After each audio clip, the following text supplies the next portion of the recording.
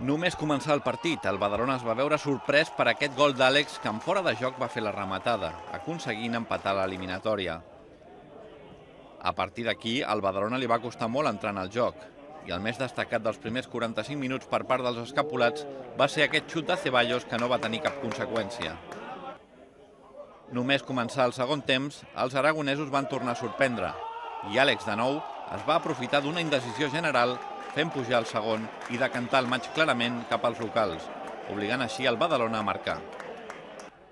En la recta final, una falta que es va produir fora de l'àrea la va interpretar l'àrbitre com a penal.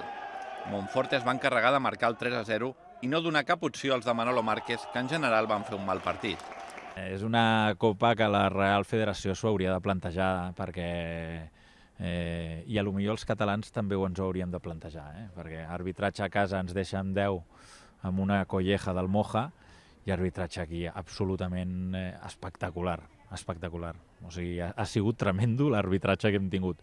Tot i això, no és excusa. A veure, sí que és excusa perquè és que al minut 2 ja t'empaten l'eliminatòria amb una jugada escandalosa, però tot i així l'equip després no...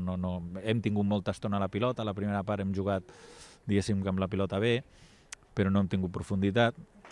Ara toca pensar en l'Hospitalet i centrar-se només en la Lliga. De cara a diumenge, el tècnic podria recuperar a César Soriano, que ja s'entrena amb normalitat.